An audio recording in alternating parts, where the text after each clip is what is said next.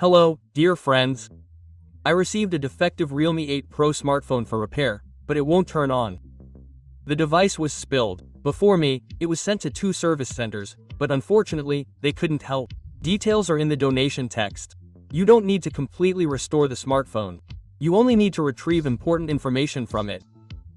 The easiest way to do this is to restore the device to a state where Android can boot.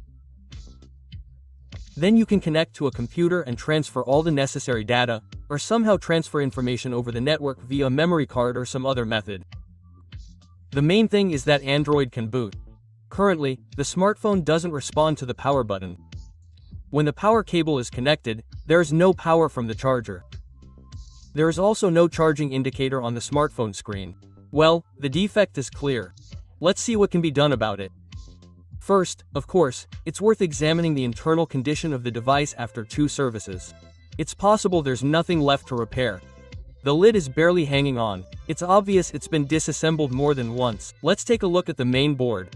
It's covered by the case frame. I disassemble it. I remove the case screws.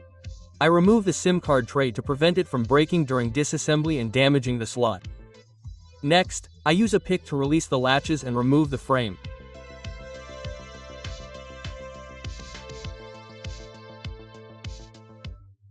I need to inspect the board from all sides, so I'll have to remove it.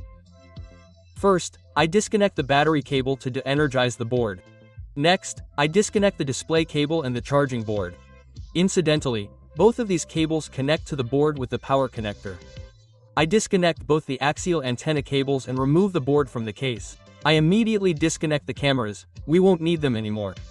I carefully inspect the board.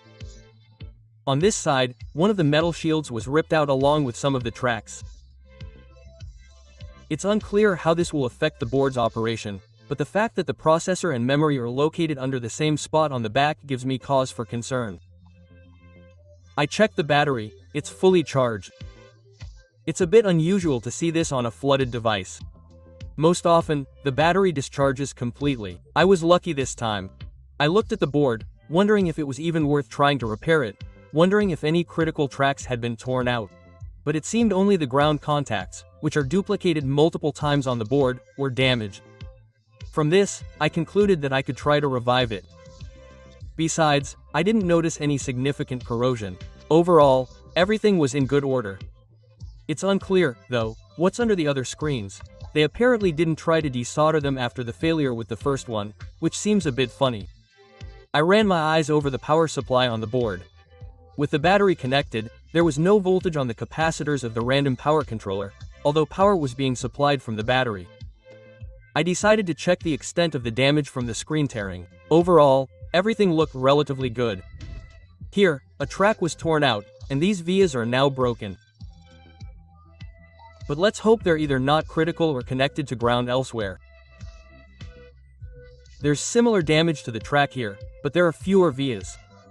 It's good that the components haven't been torn off. At this point, I'd like to express my gratitude to the previous services. Okay, let's desolder the remaining shields.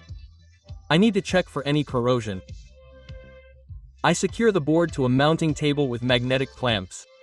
By the way, this is a convenient table for working with small parts like smartphone and tablet boards. If anything, the link to it is in the description. I desolder the metal shields using a hot air gun.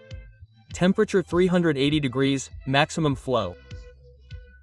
Since the shields have holes, desoldering them is easy. It's more difficult when there are no holes at all.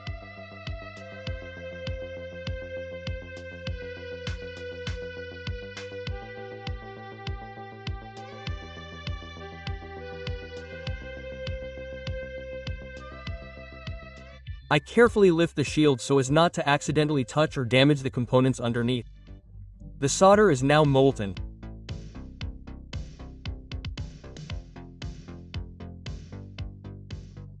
I do the same with the remaining shields.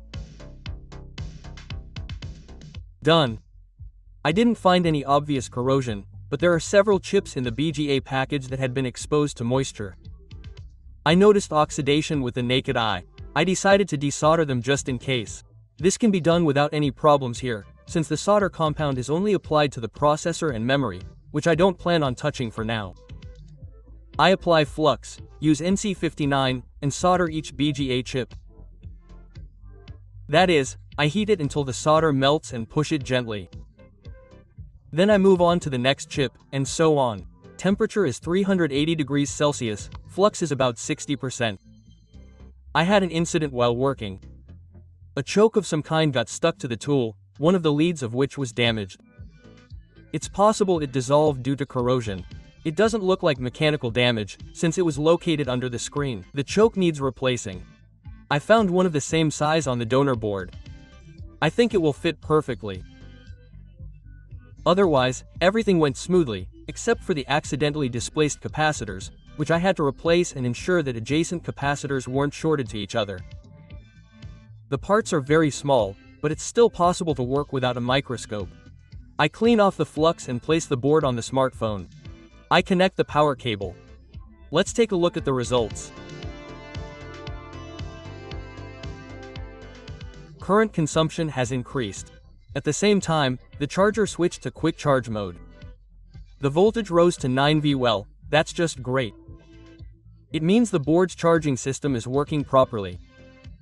I don't think the problem here is that I mis-soldered the chips, but that I discovered an open circuit choke. Because of it, both charging and the smartphone weren't working.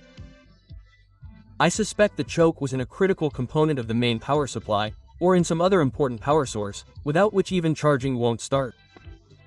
One more important point: when the cable is connected, a vibration is triggered. This is very good, as I think the processor, as well as the memory and firmware, are responsible for this function. The fact that the vibration worked gives us hope that Android is also working here. However, there is no image on the screen. There is no charging indicator. Pressing the power button also vibrates, but there is still no image. Based on the traces of water stains inside the display, I can conclude that the problem is in the matrix itself. Water has gotten into it. After inspecting the display cable, I found damaged corrosion and contacts, and resoldered them, thus restoring the dissolved solder. But this did not help. I concluded that the display needed to be replaced. I didn't have a working one available. But how lucky that the owner included the old broken display in the package, which I didn't even notice at first. It was in a separate box with the instructions. Let's connect it and see if the problem is with the display or not.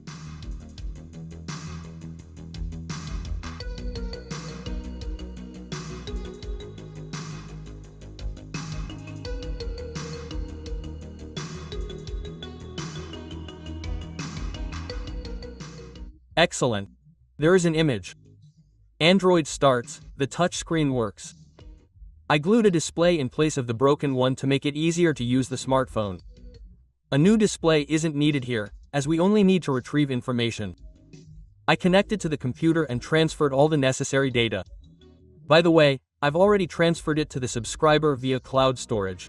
I reassembled the smartphone, but didn't replace the motherboard and camera screens, as our goal is to retrieve information from the device. In any case, I wouldn't recommend using the smartphone, as it could fail at any moment. A full repair would require replacing the motherboard and display, which is already approaching the price of a new smartphone. Considering the cost of data recovery, I replaced the cover to make it easier for the owner to delete any remaining information, such as contacts, messages, and other items, from the device. And that's it.